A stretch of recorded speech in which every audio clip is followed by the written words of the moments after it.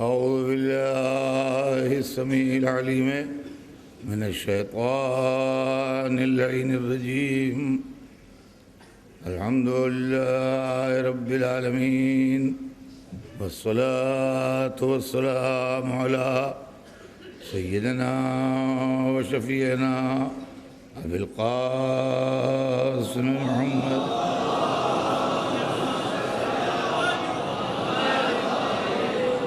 وآله الطيبين الطاهرين المعصومين، ولعنة الله على أعدائهم أجمعين من يومنا هذا إلى يوم الدين.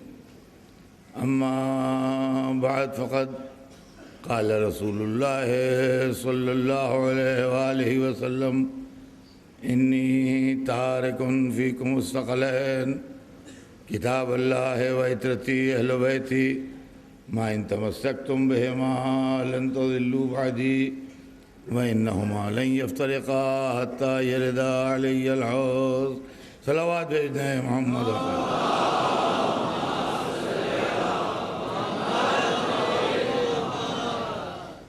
ارشاد اقدس حضور سرور کائنات ہے: کیا ہے مسلمانوں، میں تم میں دو بڑی اہم، بڑی گراں قدر اور بڑی وزنی چیزیں چھوڑ کے جا رہا ہوں.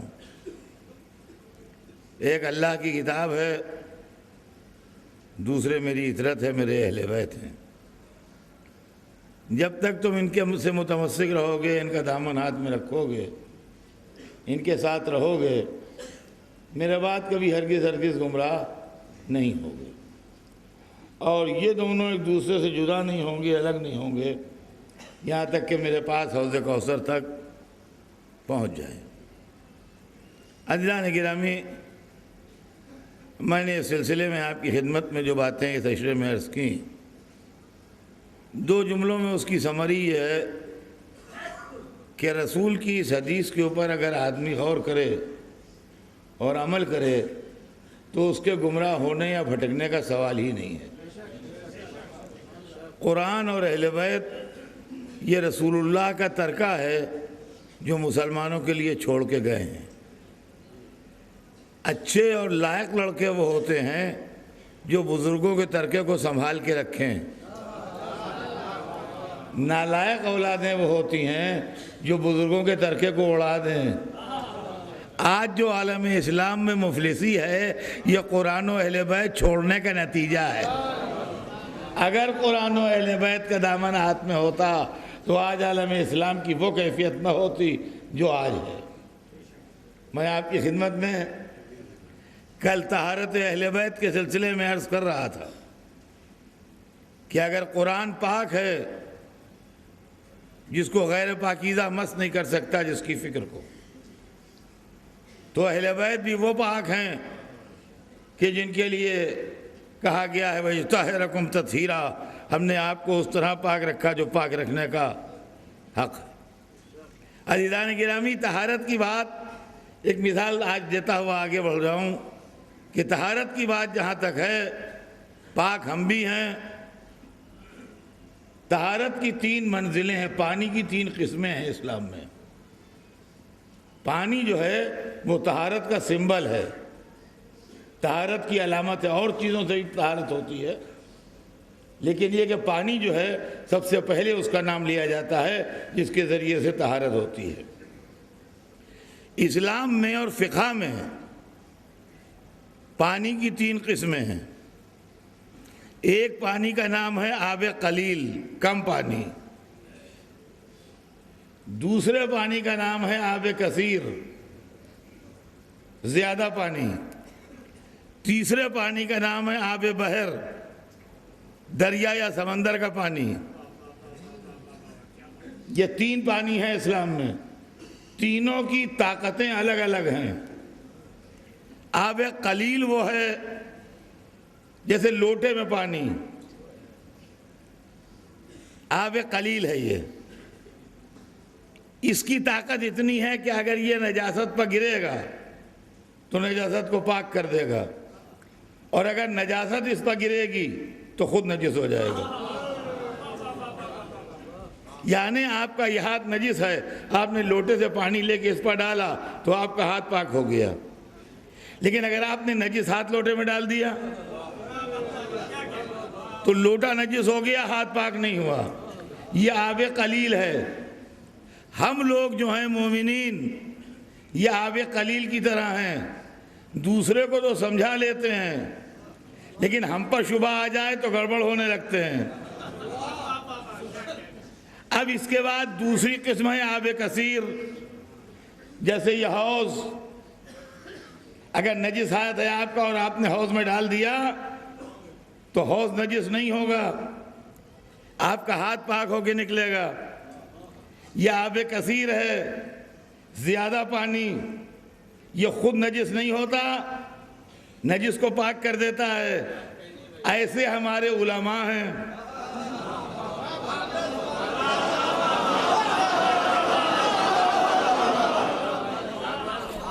ایسے ہمارے علماء ہیں کہ جو شبہ جاتا ہے اس کو زائل کر دیتے ہیں، لیکن حوض میں بھی اگر اتنی نجاست ملا دیجئے کہ اس کا رنگ بدل جائے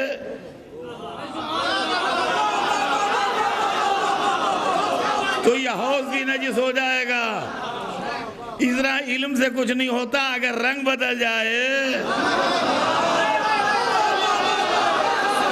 تو پھر عالم علماء سو میں آ جاتا ہے۔ تیسری قسم دریا کے پانی کی ہے کہ کچھ ہو جائے نجاست اس کو چھو ہی نہیں سکتی۔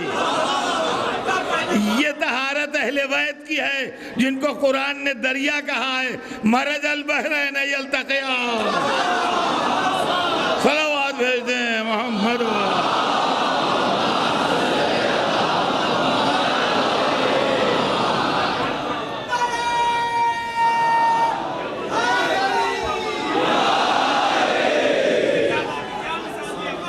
اب اگر کم پانی سے پاک کر رہے ہیں آپ یہ رومال تو شریعت کہتی ہے اس کو نچوڑیے۔ اردو میں کہتے ہیں نچوڑنا، یہ اردو لینگویج ہے، اور عربی میں اس کو کہتے ہیں فشار۔ اس کو فشار دیجئے تو پاک ہوگا، لیکن دریا میں جا کے ڈبو دیجئے خالی، نجس پاک ہو جائے گا۔ اب سمجھے علی کے شیعوں سے فشار کیوں ہٹایا گیا ہے؟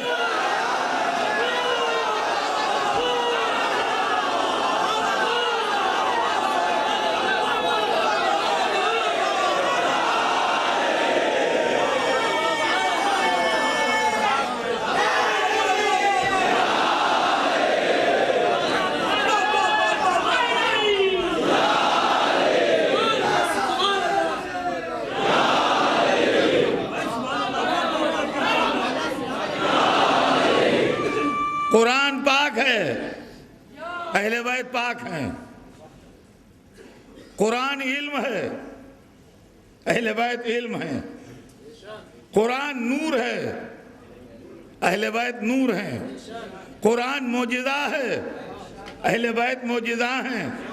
تو جس کے پاس طہارت ہو، علم ہو، نور ہو، معجزہ ہو، کیا پاگل ہوا ہے جو دوسرے کی ٹیڑھی پہ جائے؟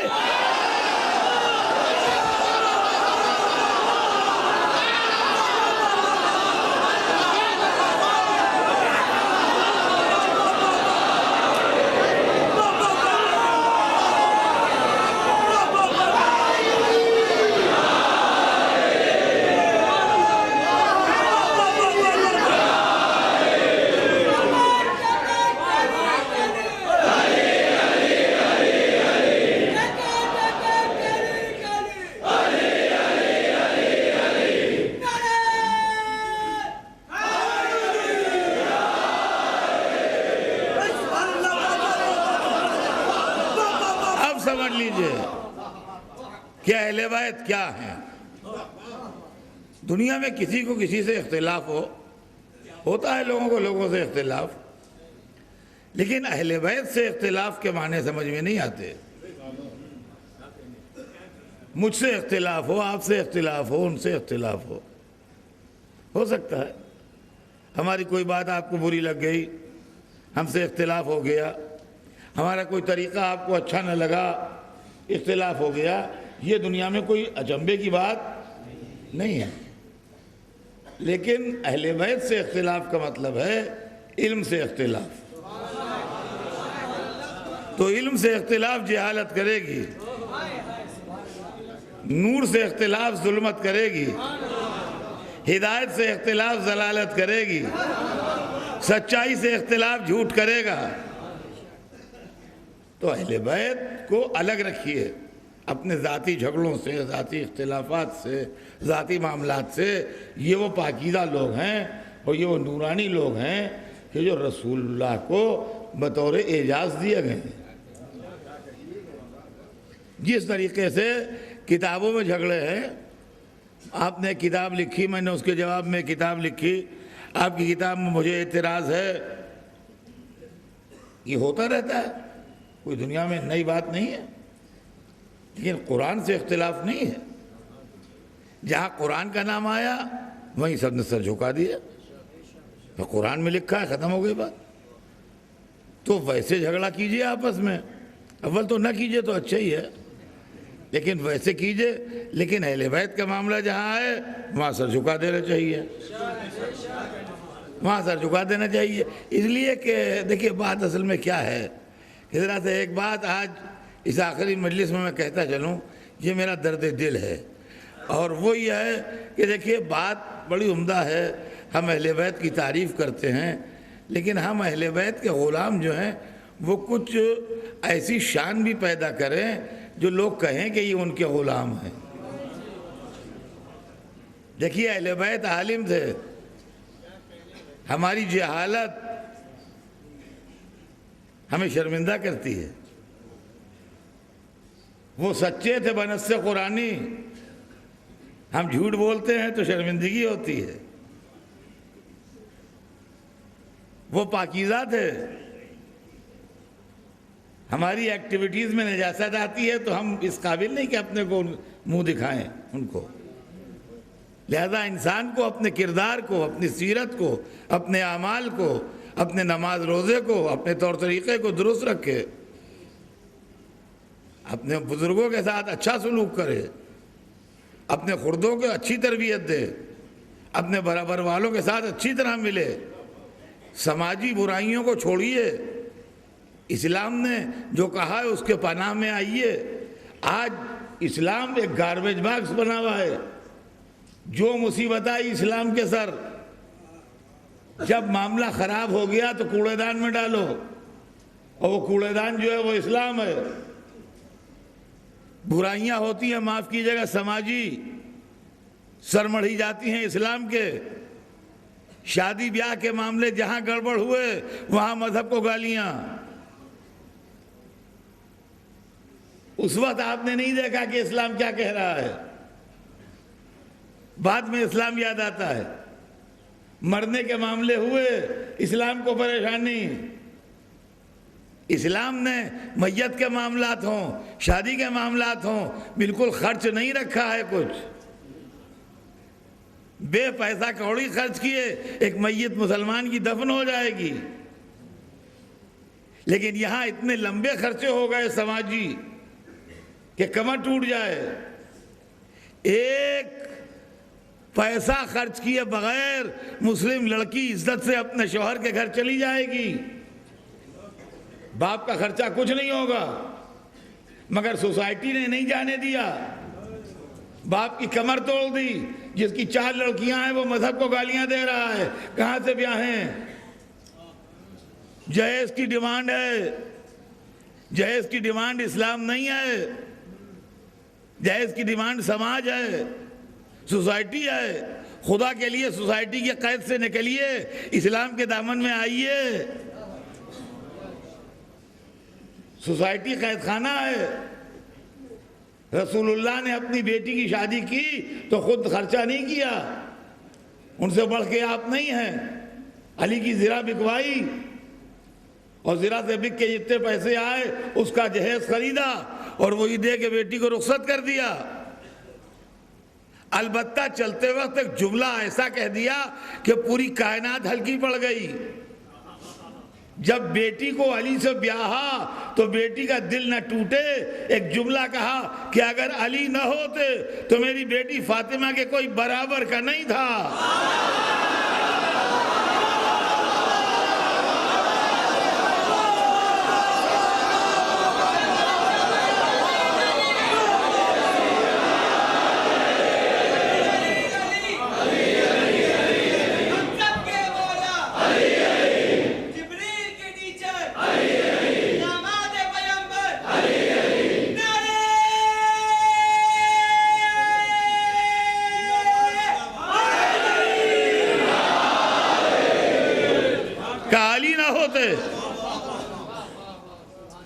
کے برتن دیے گئے تھے جہیز میں،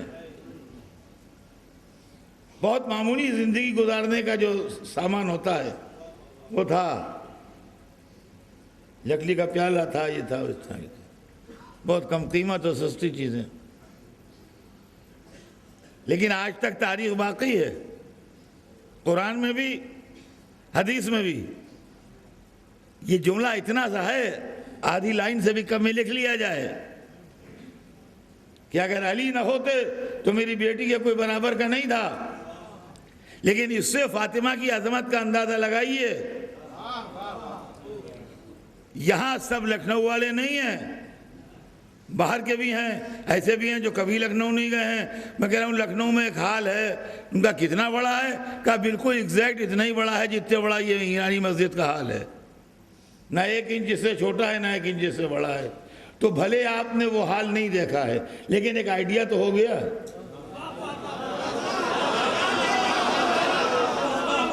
کب آپ یہ سمجھ لیجیے آپ جس حال میں بالکل ہو بہو ایسا ہی ہے لکھنؤ میں.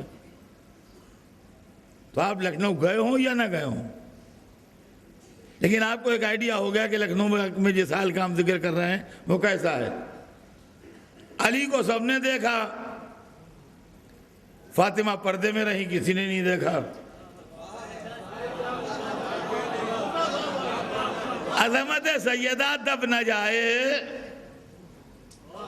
عظمت سیدہ دب نہ جائے، اس لیے کہ مرکز وہی ہیں. کل کی تقریر یاد کیجئے، مرکز وہی ہیں. لہذا کہ اگر علی نہ ہوتے تو فاطمہ کے برابر کا نہیں تھا. یعنی وہ علی جو کعبے میں پیدا ہوئے، رسول کی گود میں پلے، دعوت عشیرہ میں نصرت کا وعدہ کیا، شب ہجرت جان بیت کے سوئے، فاتح بدر و احد و خیبر و خندق بنے، سوار دوش رسول ہوئے، خطیب منبر سلونی ہوئے.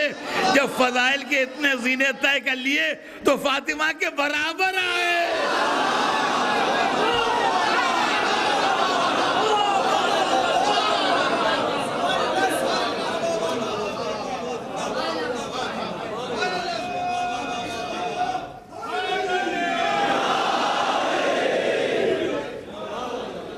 یہ اہل بیت ہیں، یہاں عظمتیں آستانے چوم رہی. یہ اہل بیت ہیں. عزیزان گرامی، ان اہل بیت کا دامن سے وابستگی ہمارے لیے شرف ہے اور عزت، اور یہ ہمارا فرض ہے کہ ہم دنیا کے دوسرے جھگڑوں سے اور دنیا کے دوسرے معاملات سے اہل بیت کو الگ رکھیں اور قرآن کو الگ رکھیں. اب اس آخری مجلس میں وہ بات سنا دوں آپ کو جس کے لیے میں نے پورا عشرہ پڑھا ہے،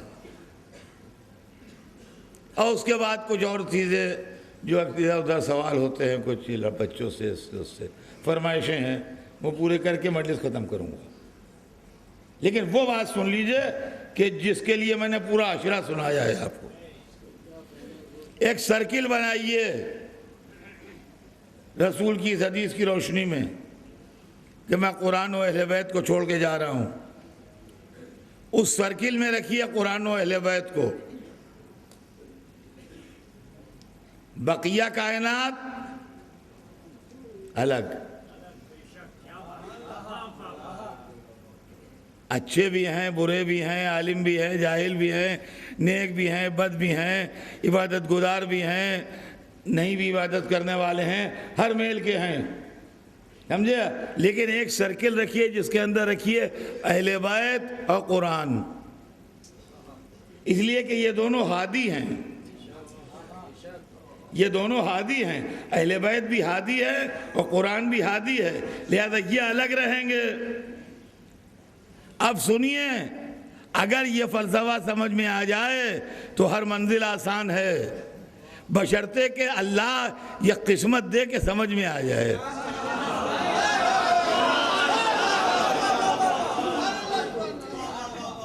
دیکھیے جب رسول دنیا سے گئے تو ایک چیز تو قرآن و اہل بیت چھوڑ کے گئے۔ اور دوسری چیز جو اسلام کے اندر بڑی اہم ہے وہ ہے سنت رسول۔ قرآن و سنت آپ نے سنا ہوگا ہمیشہ، قرآن و سنت رسول یعنی رسول کا طور طریقہ، رسول نے اپنی زندگی میں جو کچھ کیا وہ، اس لیے کہ قرآن میں ان کے طور طریقے کی ذمہ داری لی گئی ہے کہ آپ تو بولتے ہی نہیں مگر وہی ہوتی ہے، آج جو خدا چاہتا ہے، اگر کوئی آدمی چاہتا ہے اللہ سے دوست رکھے تو آپ کا اتباع کرے، اس طرح کی آیتیں قرآن میں ہیں۔ تو ایک ہے قرآن، ایک ہے سنت رسول۔ توجہ کیجیے گا، سنت رسول میں ہم کو دو چیزیں نکل کے آئیں، ایک وہ حدیثیں جو حضور نے بیان کی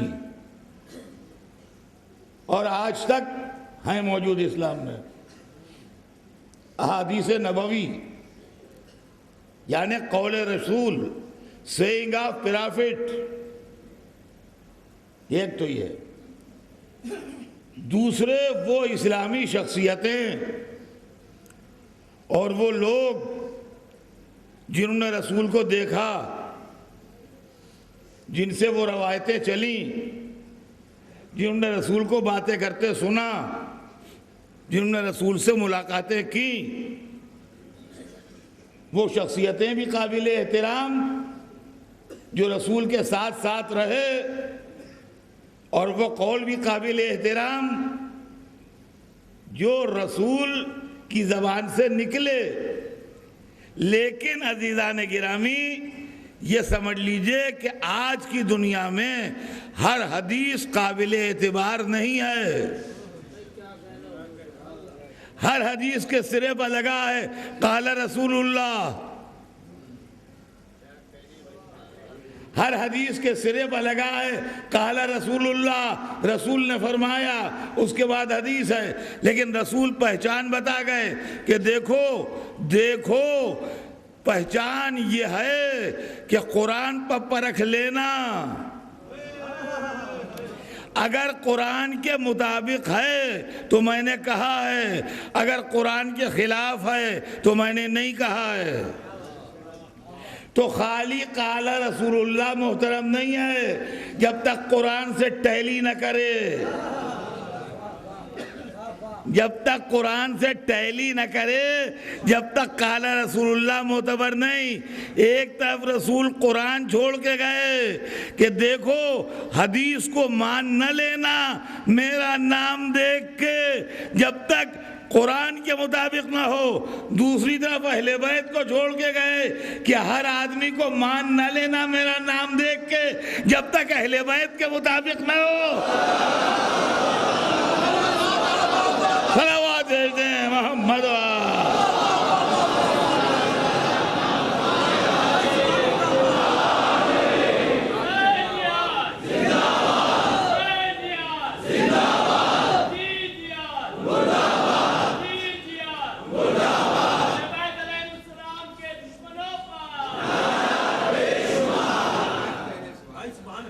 کسی جھگڑے میں پڑے بغیر ایک جملہ کہوں گا کہ جتنی چاہے حدیثیں جمع کر لیجئے، لیکن یہ ہے کہ اگر قرآن کے خلاف ہے فردوہ علی الجدار، اس کو دیوار پر پھینک دو۔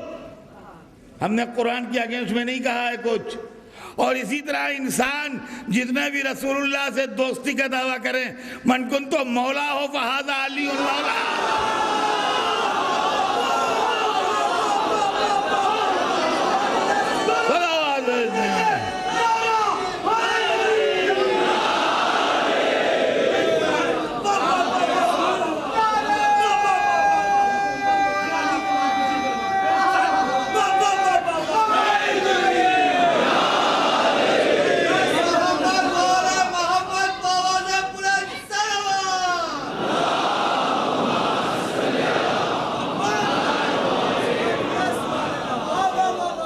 حدیث قرآن کی کسوٹیوں پر کی جائے گی، صحابیت اہل بیت کی کسوٹیوں پر کی جائے گی۔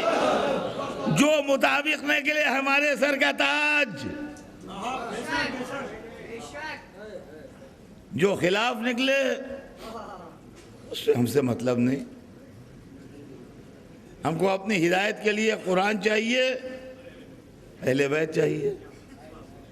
اب قرآن میں بھی دیکھیے دلچسپی کا پتہ لگتا ہے. دنیا میں ایک سے ایک قرآن ہم نے دیکھے ہیں. مولائی کے نام پر ہم گھومتے ہیں, مولائی کے نام پر گھومتے ہیں, لیکن ایک سے ایک قرآن پاک,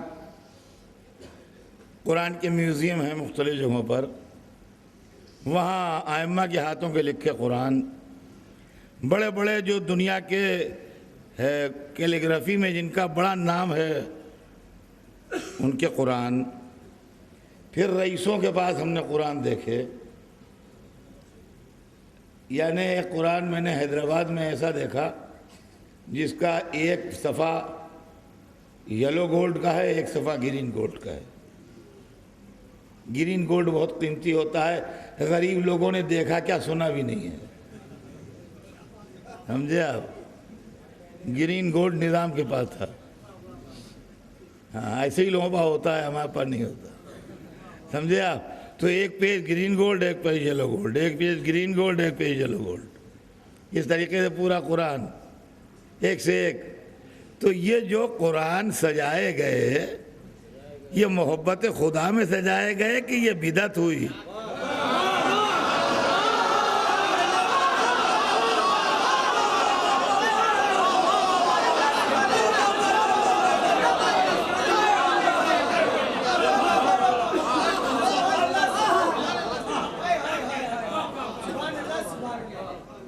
اوپر کا کور ٹائٹل کا, اوپر کا سونے کا بنا ہوا, چاندی کا بنا ہوا, گنگا جمنی کام, بادشاہوں کے قرآن, مہریں لگی ہوئی بادشاہوں کی, یہ چیزیں ہم نے دیکھی ہیں, مینوسکرپٹس. تو یہ ناجائز عمل تو نہیں تھا. معلوم ہے جسے قرآن سے محبت ہے وہ سجا سنوار کے قرآن کو رکھ رہا ہے. تو جسے اہل بیت سے محبت ہے اگر ان کے تذکرے کو سجا سنوار کے پیش کر رہا ہے تو اس کے اندر بدعت و حرام کیا ہے بھائی؟ سوال یہ پیدا ہوتا ہے کہ تاریخ جب آگے بڑھ جائے تو جتنا جتنا آگے بڑھتی جاتی ہے اتنا اتنا جھگڑے بڑھتے جاتے ہیں, اور اتنا اتنا نظریات بڑھتے جاتے ہیں, اتنا اتنا آبادی بڑھتی جاتی ہے, ہر چیز بڑھتی جاتی ہے. لیکن ایک بات سوچنے کی ہے سب مسلمانوں کے کہ امام حسین تو یقیناً اس گروپ میں شامل تھے جس کے لیے آئے تطہیر آئی, اور امام حسین تو یقیناً چادر تطہیر کے اندر تھے,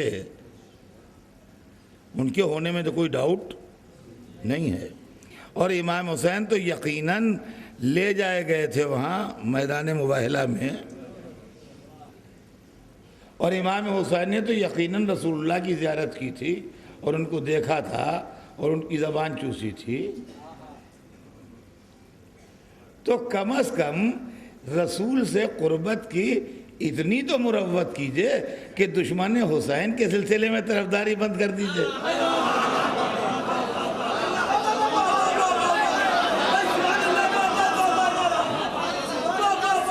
کم از کم اتنی مروت تو فرمائیے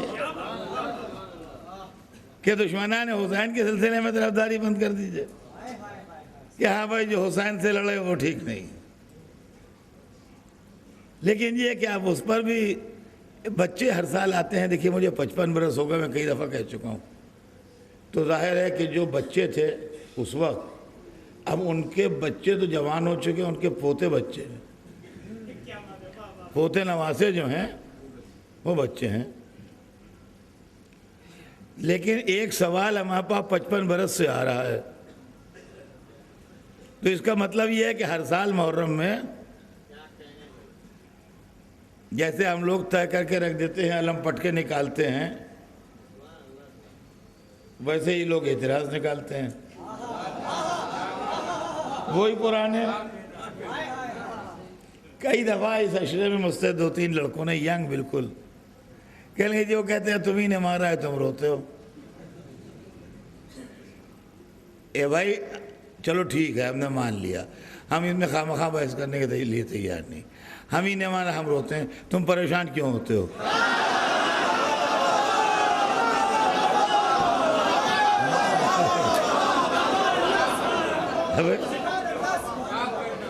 بھائی پریشانی کیا ہے کہ تمہیں نہ مارا تمہیں روتے ہو؟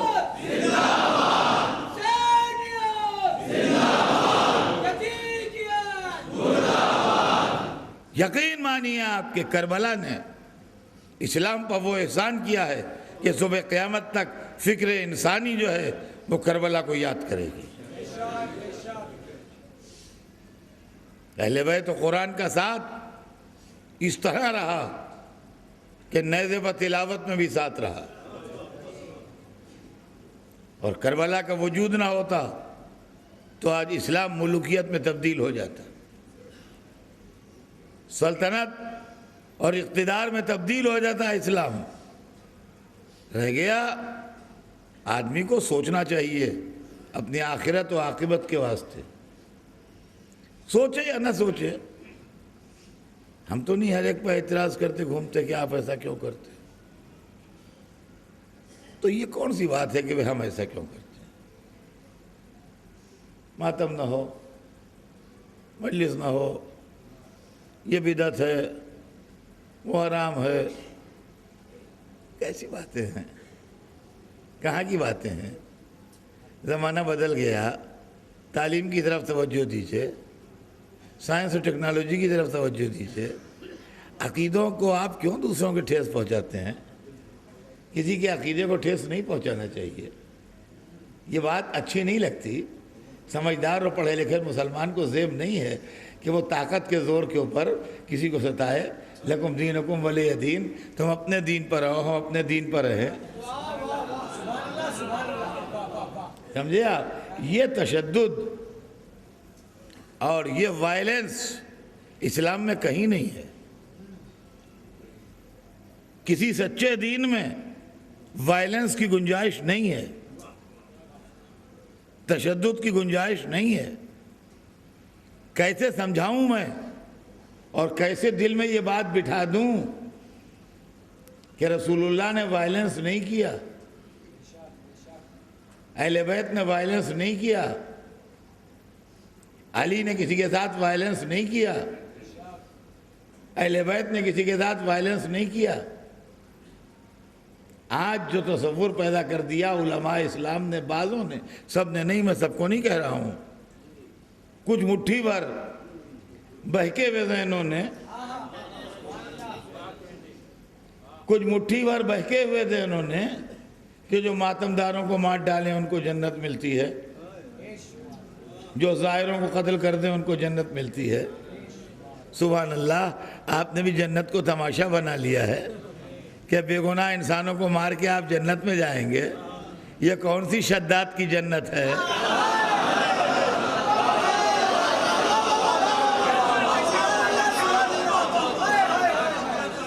جہاں بے گناہ انسانوں کو مار کے جنت میں جانے کی تمنا ہے. کہ جنت مل جائے گی, مار ڈالو. تو عزیزان گرامی, ایسے واقعات دنیا میں ہو رہے ہیں. افسوس کا قابل بات ہے کہ دنیا کی سمجھ میں اب بھی نہیں آتا, اور اس کے باوجود بھی لوگ خاموش ہیں. یہ محرم چل رہا ہے, آج آخری شب ہے, عزاداری ہے. اس کے اندر ہم نے کس کو یہ بتایا ہے کہ چوری کرو, ڈاکہ ڈالو, جھوٹ بولو, مکاریاں کرو؟ ہم اچھی باتیں بتائیں, قرآن بتائی, حدیث بتائی, ماں باپ کا احترام بتایا, گھریلو تعلقات کو سدھارنے کی بات بتائی, اہل بیت کی تعریف کی, قرآن کی تعریف کی, خدا کی تعریف کی, رسول کی تعریف کی. یہ بدعت و حرام کہاں سے ہو جائے گا بھائی؟ آپ انصاف سے بتائیے, اس کے اندر آپ سننے والے ہیں, آپ آڈینس ہیں, کون سی گالیاں بکی گئی ہیں؟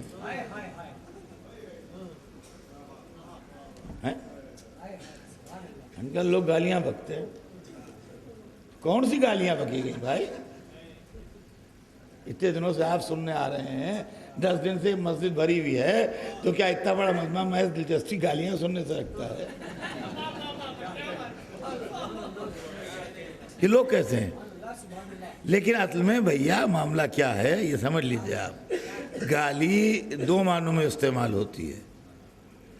ایک گالی وہ ہے جو سڑک پر لڑکے بکتے ہیں، یہ گالی سکھائی نہیں جاتی، نہ ماں باپ سکھاتے ہیں، نہ استاد سکھاتے ہیں، نہ ڈکشنری میں لکھی ہوتی ہے، نہ اسکول میں پڑھائی جاتی ہے، یہ سڑک کے اوپر سیکھتا ہے لڑکا۔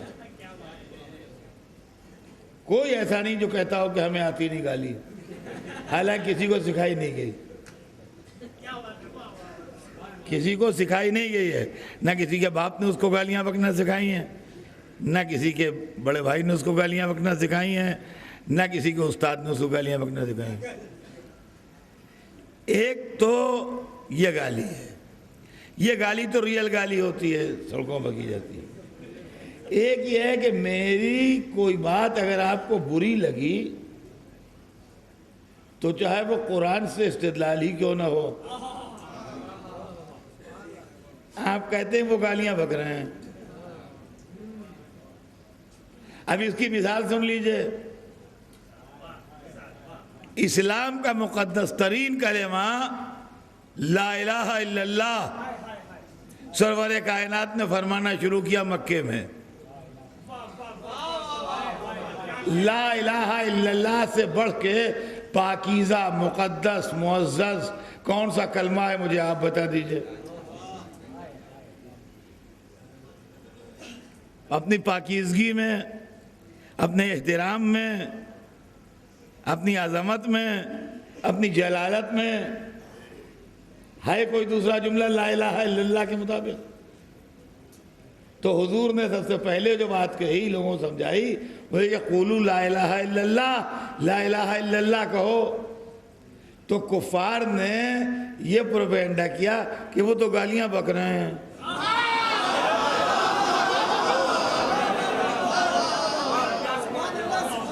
وہ تو گالیاں بک رہے ہیں۔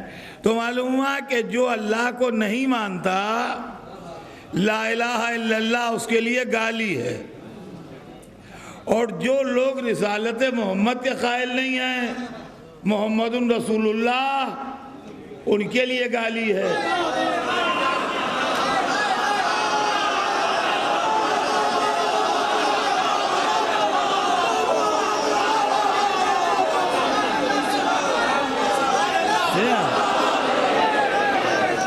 بابا آپ سمجھ لیجئے، جو منکر ولایت علی ہیں، علی ولی اللہ،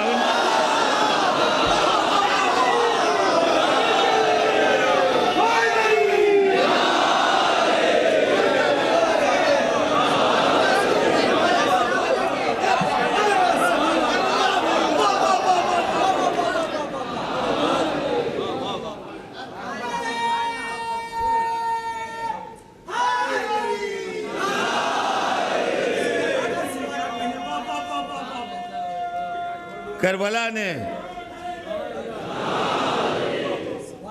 اس ملوکیت کے ٹکڑے اڑا دیے جو امامت سے بیعت لینے آئی تھی، اس ملوکیت کے ٹکڑے اڑا دیے جو امامت سے بیعت لینے آئی تھی۔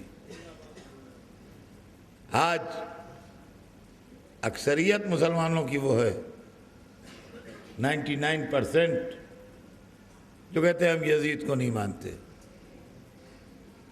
ہم یزید کو نہیں مانتے۔ حالانکہ ہم اس بات کو نہیں مانتے، ہم کچھ بولتے نہیں ہیں۔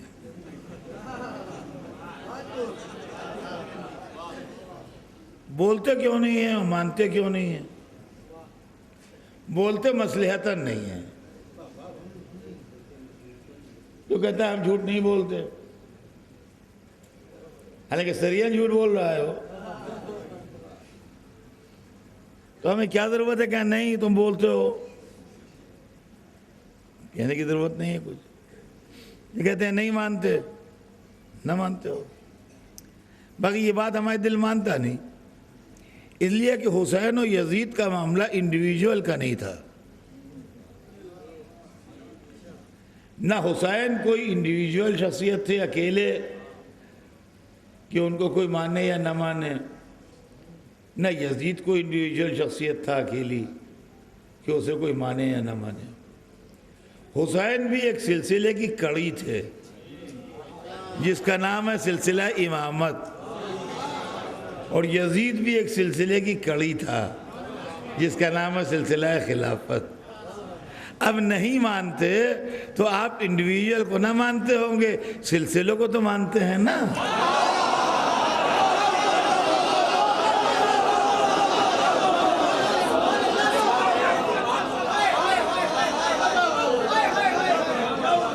اور اگر نہیں مانتے تو ہمارا ایک سوال کا جواب چاہیے، اور وہ یہ ہے کہ حسین 10ویں محرم سن 61 ہجری کو عصر کے وقت شہید ہو گئے. 10ویں محرم سن 61 ہجری کو جب رات آئی اور سورج ڈوبا تو اسلام کا لیڈر کون تھا؟ حسین تو شہید ہو چکے تھے، حسین تو لیڈر ہو نہیں سکتے اب. اچھا، معاملہ یہ ہے کہ اسلام میں 2 پارٹی سسٹم ہے، تیسری پارٹی نہیں ہے. بہت سے دنیا کے ملک ہیں جہاں 2 پارٹی سسٹم ہے. اسلام میں 1400 برس سے تھرڈ پارٹی نے کلیم ہی نہیں کیا ہے. یا اہل بیت کی پارٹی ہے یا دوسری پارٹی ہے، بھیا یہ پارٹی یا وہ پارٹی، تیسری پارٹی کا کلیم ہی نہیں ہے. تو جب یزید صحیح نہیں ہے اور حسین شہید ہو گئے تو لیڈرشپ کدھر جائے گی؟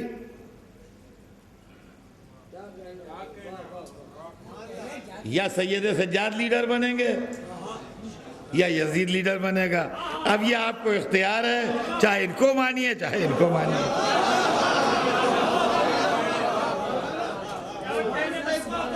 دیکھیے سوچنے کی بات ہے یہ. کربلا نے پورا مسئلہ صاف کر دیا ہے. اب یہ اور بات ہے کہ آدمی اس کو نہ سمجھے، نہ مانے، نہ ایکسیپٹ کرے، یہ اس کا فیل ہے. لیکن کربلا نے ان تمام مسائل کو واضح کر دیا. عزیزان گرامی، اسی لیے پورا گھر لیے ہوئے کربلا آئے تھے. چھوٹے چھوٹے بچے بھی ساتھ تھے، بیویاں بھی ساتھ تھیں، تمام لوگ ساتھ تھے. اور اسی لیے ساتھ تھے کہ اسلام کو جس کی ضرورت ہو اس کی قربانی پیش کی جائے. 10 راتیں ہو گئیں، آج شب عاشور ہے.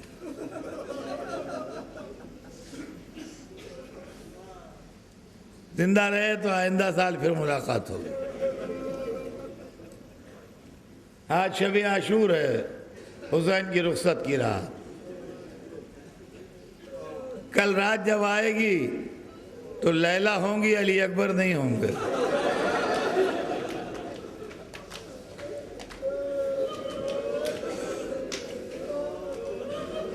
ام فروا ہوں گی، قاسم نہیں ہوں گے.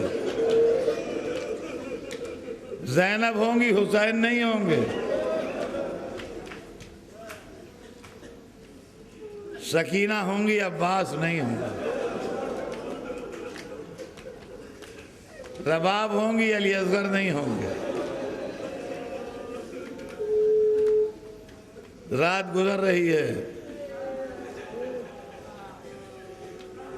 عاشور کی رات گزر رہی ہے. آج ہم آپ ماتمداری میں گزارتے ہیں، اللہ جزائے خیر دے. لیکن عزیزان گرامی،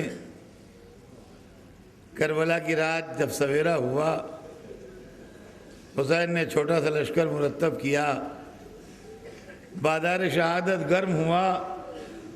صبح سے لے کے شام تک قربانیاں ہوتی رہیں. یہاں تک کہ ایک منزل وہ بھی آئی کہ قاسم کی لاش کے ٹکڑے آئے، عباس کا خون میں ڈوبا عالم آیا، جوان علی اکبر کی میت آئی، اور علی اصغر کی تربت بنا کے حسین در خیمہ پہ آئے۔ ایک ایک بیوی کو سلام کیا، اے زینب ام کلثوم تم پر سلام، اے سکینہ اور رقیہ تم پر سلام۔ شہزادی زینب پس پردہ آئیں، کہا بھیا خیمے میں آئیے۔ حسین خیمے میں گئے، سید سجاد کے پاس جا کے بیٹھے، کہا میرے لال باپ رخصت آخر کو آیا ہے، اٹھو۔ بیٹے سے باتیں کرتے رہے، اور اس کے بعد جب چلنے لگے تو آپ کو سلام کہلوایا، کہا میرے دوستوں کو میرا سلام کہہ دینا۔ ہاں حسین کے چاہنے والوں، کیا جواب سلام نہیں دو گے؟ السلام علیکم یا ابا عبداللہ۔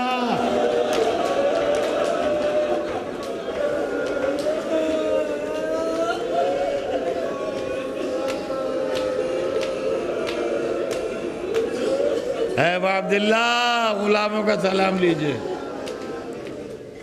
چاہنے والوں کا سلام لیجئے۔ اور اب کچھ عجب منزلیں تھیں، بہن سے پرانا لباس مانگا،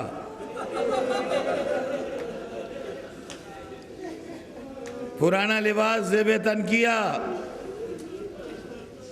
اب رخصت آخر کے لیے چلے تو شہزادی زینب آگے بڑھیں، بھیا آپ جا رہے ہیں میں منع نہیں کرتی، سیدانیوں کی ایک تمنا ہے، اگر مناسب ہو تو پورا کر دیجیے۔ کہا بہن کیا تمنا ہے؟ کہا بھیا یہ ایک دفعہ آپ کو دل بھر کے دیکھنا چاہتی ہیں، آپ کو رخصت کرنا چاہتی ہیں۔ کہا بہن کیوں کر رخصت کریں گی؟ کہا کچھ نہیں بھیا ایک حلقہ بنا لیں گی، آپ اس حلقے میں آ جائیے یا آپ کو دل بھر کے دیکھ لیں۔ بیکس سیدانیوں کی تمنا تھی، حسین کیسے رد کرتے؟ کہا اچھا بہن مجھے منظور ہے۔ انہوں نے حلقہ بنایا، حسین حلقے میں آئے، روایت میں تو میں نے اتنا ہی پڑھا کہ ایک ایک کے چہرے پر نظر کی، کیا حسرت و یاس کی نظر ہوگی۔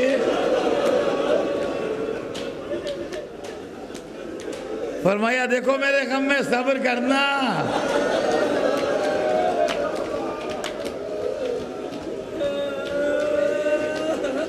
اور اس کے بعد اب ماما ہاتھوں پہ لیا، کہا اے خدا انہیں صبر دے دے۔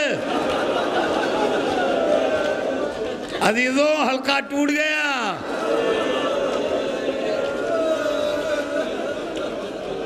حسین آگے بڑھے۔ میں برابر پڑھا کرتا ہوں ہر سال کہ کربلا میں حضرت کی 7 بہنیں تھیں،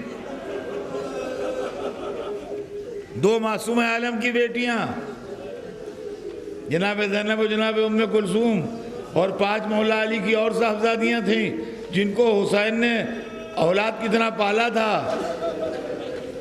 یہ 7 بہنیں جب حسین چلے تو گلے میں باہیں ڈالے ہوئے، واہ حسینہ واہ مظلومہ۔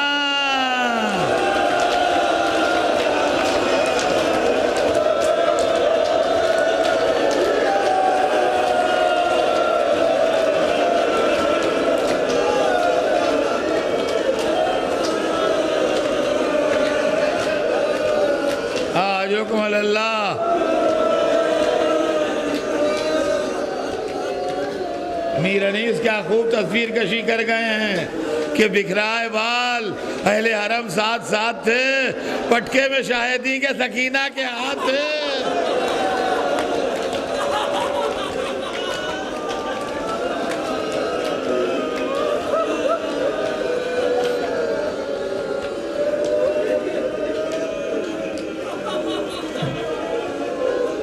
در خیمہ تک اس شان سے آئیں، زینب نے خیمے کا پردہ اٹھایا، حسین اکیلے باہر نکلے، سکینہ دامن تھامے باہر آئیں، اے بابا مجھے نانا کے روضے کو پہنچا دیجئے۔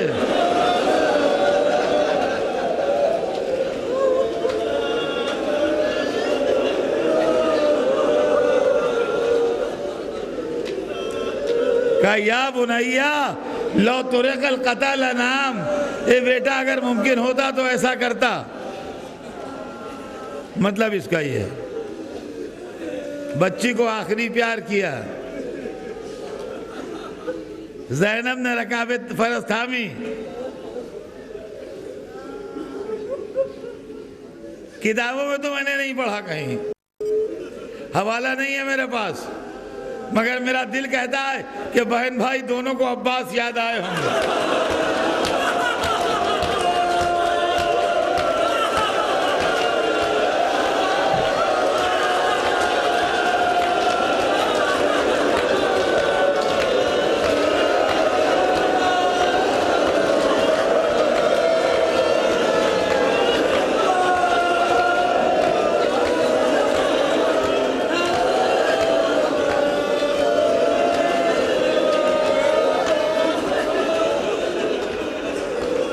اسی موقع کے لیے مرزا دبیر نے کہا ہے کہ حسین جب کہ چلے بعد دوپہر رن کو، نہ تھا کوئی کہ جو تھامے رکاب توسن کو، حسین چپ کے کھڑے تھے جھکائے گردن کو، سکینہ جھاڑ رہی تھی ابا کے دامن کو، نہ آسرا تھا کوئی شاہ کربلائی کو، فقط بہن نے کیا تھا سوار۔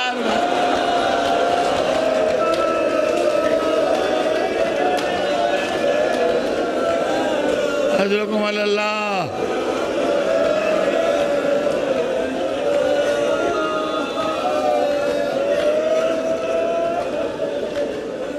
اجرکم اللہ۔ رہوار کو آگے بڑھایا، گنج شہیدہ پر نظر پڑی، سارا لشکر آرام کر رہا تھا، سوتے ہوئے اپنے لشکر کو دیکھا، تھوڑا آگے بڑھے، آواز دی یا ابطال الصفا، ارے میرے شیرو،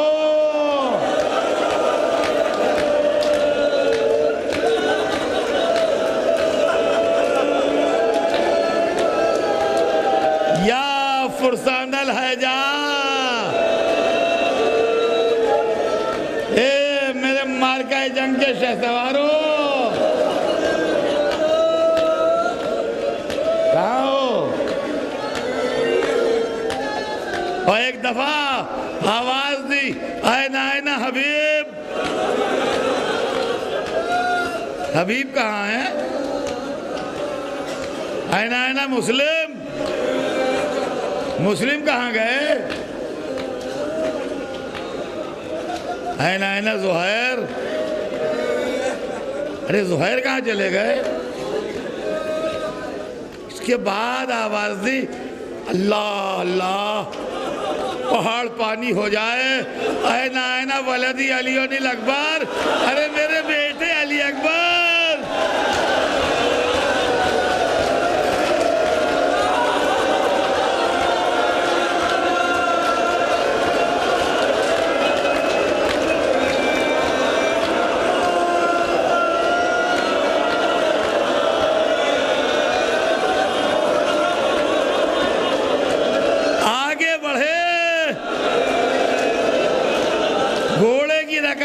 زور دے کے ذرا اونچے ہوئے جیسے کسی کو دیکھ رہے ہوں، آواز